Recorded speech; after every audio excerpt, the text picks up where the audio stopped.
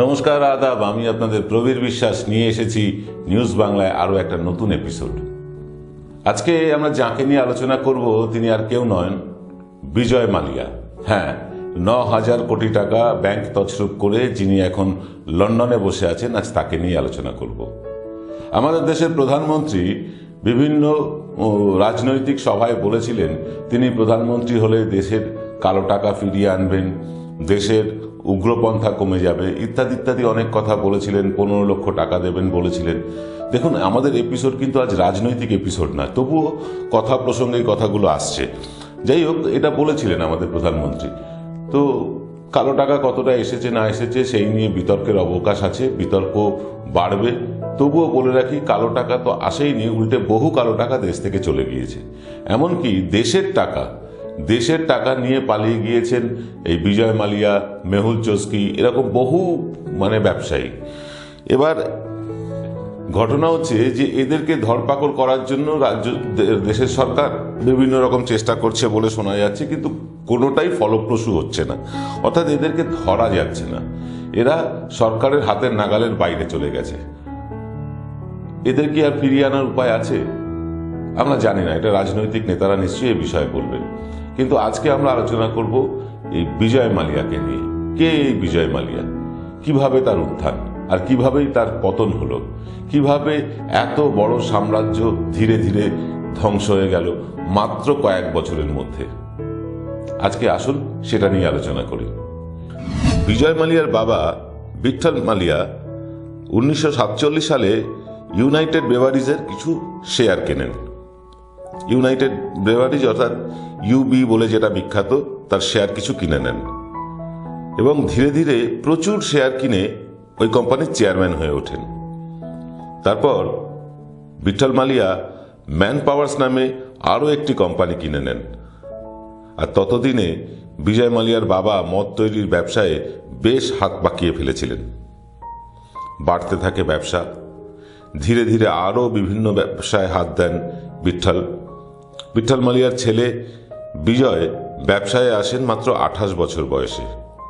হ্যাঁ, বিজয় মালিয়া ব্যবসায় আসেন 28 বছর বয়সে।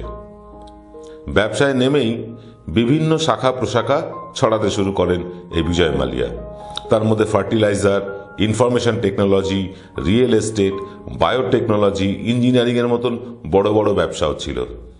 আর তার সাথে তো ছিলই তার বাবার প্রতিষ্ঠিত ইউনাইটেড ব্রেভারিজের মদের ব্যবসা। ইতিমধ্যেই বিঠল মালিয়া মারা গেলেন। এরপরেই বিজয় মালিয়াকে কোম্পানির চেয়ারম্যান পদে আনা হলো। সেটা ছিল 1983 সাল। বিজয় মালিয়ার দুরন্ত ব্যবসা বুদ্ধি ছিল, আর ছিল বিশাল দূরদর্শিতা। তিনি দেখতে পেতেন সামনের দিন কি হতে চলেছে। চেয়ারম্যানের দায়িত্ব নিয়েই তিনি সম্পূর্ণ ব্যবসার খোলনলচে পাল্টে দিতে শুরু করলেন। সেই সাবেকি ধাঁচের ব্যবসা পদ্ধতি ছেড়ে কর্পোরেট স্টাইলে ব্যবসা বাড়াতে উদ্যোগী হলেন, আর ফল মিলল হাতে নাতে। অচিরেই ভারতের সবচেয়ে বড় কোম্পানি হিসেবে আত্মপ্রকাশ করল বিজয় মালিয়ার কোম্পানি কিংফিশার। কর্ণাটক থেকে রাজ্যসভার সদস্যও মনোনীত হন তিনি। শুধু তাই না, সাউথ ক্যালিফোর্নিয়া বিশ্ববিদ্যালয়ের থেকে হাসিল করেন doctorate in philosophy of business administration 1997 সালে। এহেন বিজয় মালিয়ার ব্যবসার গ্রাফ চড়ছিল চড় করে।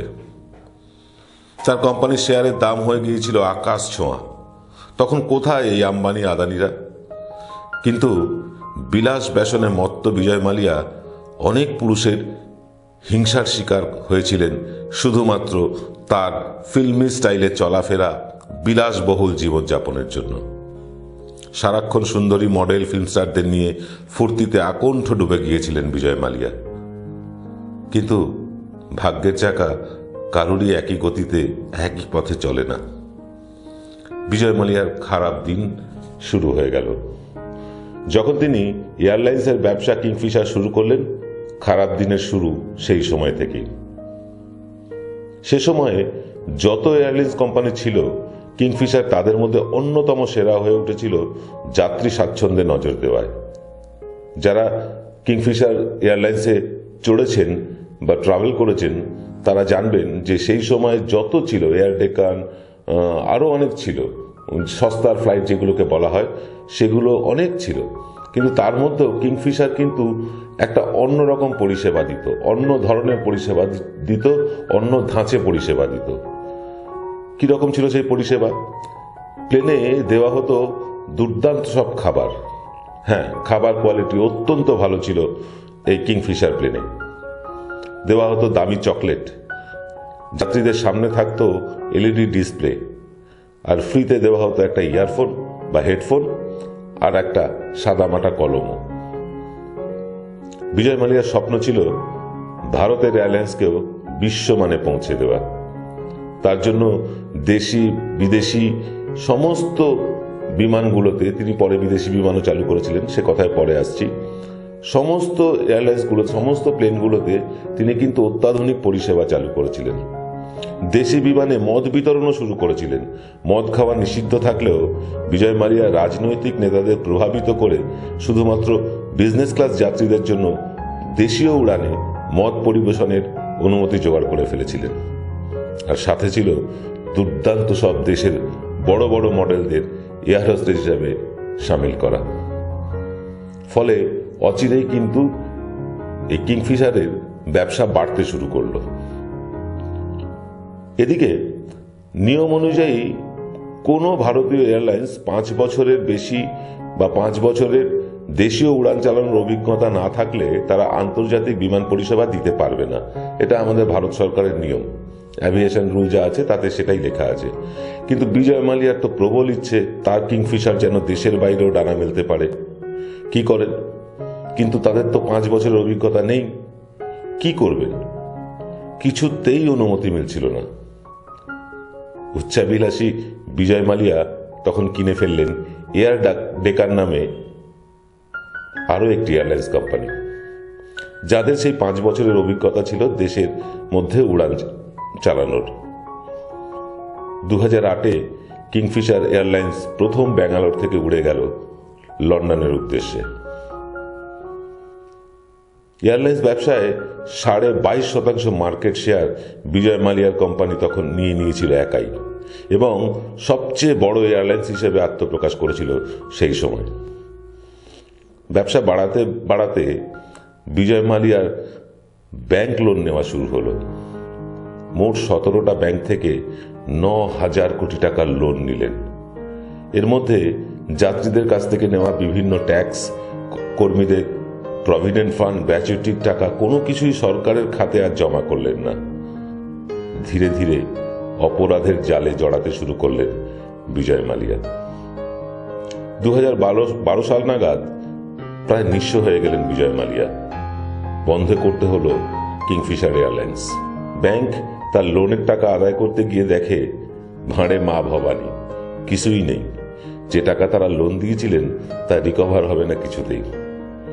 ইন্ডিয়ান ওভারসিজ ব্যাংকের লোন নেওয়ার সময় মর্টগেজ হিসেবে বিজয় মালিয়া 2টি হেলিকপ্টার বন্ধক রেখেছিলেন।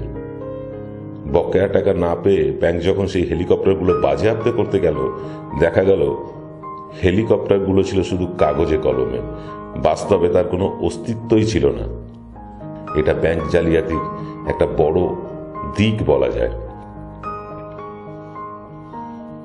বলা হয় ব্যাংকগুলির থেকে 9,000 কোটি টাকা নিয়ে বিজয় মালিয়া বিদেশে পাচার করে তারপর নিজেও 2রা মার্চ 2016 সালে তিনি দেশ ছেড়ে লন্ডন পালিয়ে যান।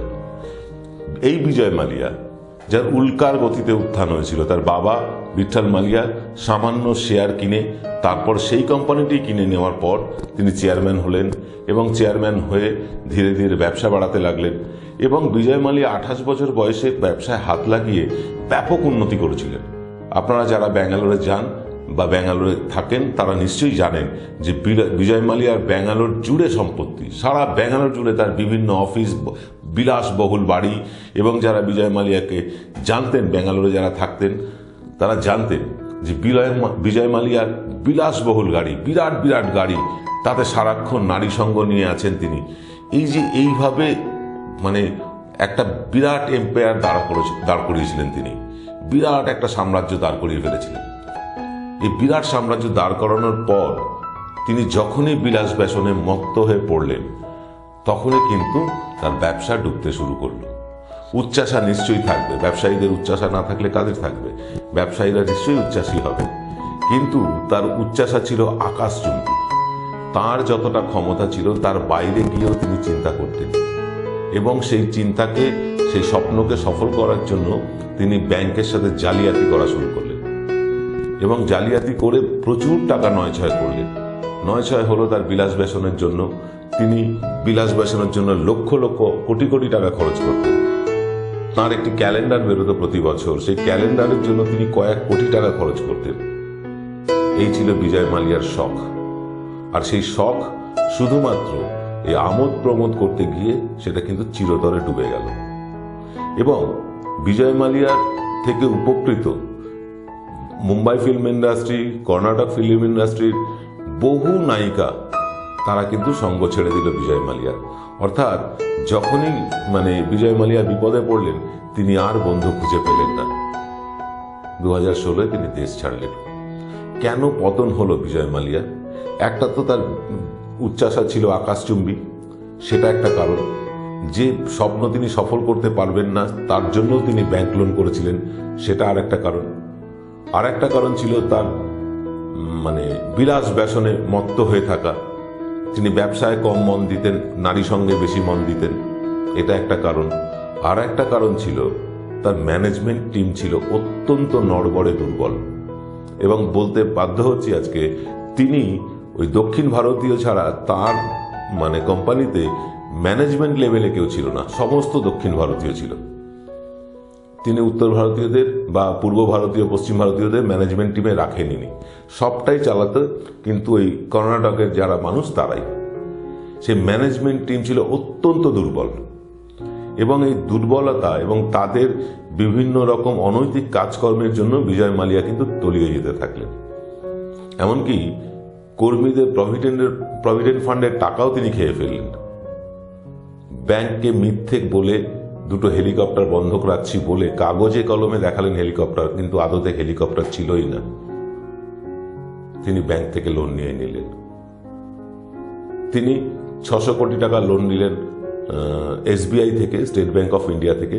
কিন্তু এসবিআই যখন তাদের লোন রিকভার করতে গেল, দেখলো তার কাছে মাত্র 4 কোটি টাকার সম্পত্তি পড়ে রয়েছে। অর্থাৎ তিনি যে 4000 কোটি টাকার সম্পত্তি দেখিয়েছিলেন লোন নেওয়ার সময়, সেটি সম্পূর্ণ মিথ্যে ছিল, ফেক ছিল। একজন মানুষের উচ্চাসা, একজন মানুষের লালসা, একজন মানুষের বিলাস ব্যসন কিভাবে তাকে অতল গহ্বরে নিয়ে যায়, তার জল জ্যান্ত প্রমাণ এই বিজয় মালিয়া। আমরা জানি না এই বিজয় মালিয়াকে দেশে ফিরিয়ে এনে দেশের আইনে তার বিচার হবে কিনা। সম্ভাবনা নেই, কারণ লন্ডনের, ইংল্যান্ডের আইন একরকম, সেই আইনের বলে, সেই আইনের ফাঁক বলে বিজয় মালিয়া বহাল তবিয়তে আছেন। বলা হয় এই যে 9000 কোটি টাকা তিনি যে মানি লন্ডারিং করেছিলেন বা এই তছরূপ করেছিলেন, এই তছরূপের টাকা তিনি আগেই বিদেশে পাঠিয়ে দেন, তারপরে তিনি বিদেশে রওনা দেন। অর্থাৎ তার কাছে যদি এই মুহূর্তে 9000 কোটি টাকা, 2000 কোটি টাকাও থাকে, তিনি সারা জীবন আয়েশ আরাম করে বিলাস ব্যসনা থেকে কাটিয়ে দেবেন। এই টাকা কাদের? এই টাকা আমার, এই টাকা আপনার। আমাদের প্রধানমন্ত্রী বলেছিলেন, আবার সেই রাজনীতির কথায় আসি, আমাদের প্রধানমন্ত্রী বলেছিলেন কালো টাকা ফিরিয়ে আনবেন। উল্টে দেশের সাদা টাকাকে বিদেশে নিয়ে গেল এই বিজয় মালিয়া, মেহুল চস্কিরা। আর আমরা গালে হাত দিয়ে বসে আছি, কবে বিজয় মালিয়া ফিরবে?